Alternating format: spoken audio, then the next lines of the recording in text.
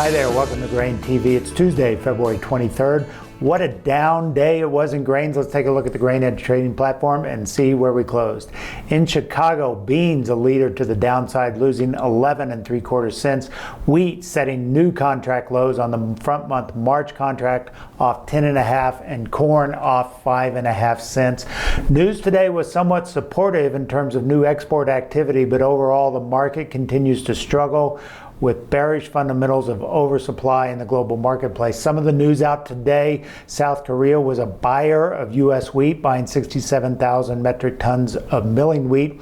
There were also some deals being talked about with Thailand and Saudi Arabia potentially entering the wheat market for the first time this year. South Africa also took an unprecedented move to relax their import restrictions on genetically modified corn, targeting exports out of out of the U.S. and Mexico. So that's somewhat supportive down the road as that country's drought cuts into their local consumption or their local supplies, and therefore they're going to turn to the U.S. and Mexico to meet those needs. Ukraine also is expected to have a lower wheat crop. The drought and poor planting conditions they had there last fall, the consultancy out of Ukraine said that they expect the wheat crop there to be 17.3 million metric tons versus 24.8 in 2015.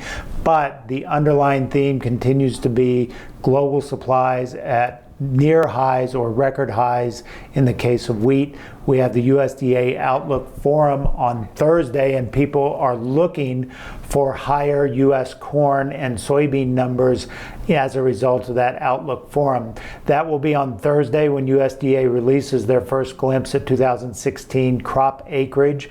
And let's take a look at what analysts are looking for out of those numbers. Corn is expected to be 89.6 million acres in 2016. That's up from 88.05. Some are calling as high as a 2 million acre increase, but most analysts are looking for about a 1.5 million acre increase. On soybeans, there's expected to be a bump in soybean acres because of weaker cotton prices, but only a 600,000 million acre increase. So look for those numbers in Thursday from USDA. While not survey based, they are the only numbers we have at this juncture, and we'll probably have at least a mild market reaction as a result. Let's take a look now at the damage that was done on the charts, in particular in soybeans, where we had a big sell-off today. We traded really high on Monday, getting up into that 888 range, but quickly moved lower on Monday and then turned substantially lower today, giving up 10 cents. So the long-term support being around that 850 mark on front month March beans. That's where we tested a couple of times, once in November and once back in January. But on an intermediate level, look for the most recent low around 860 to be the next fighting ground.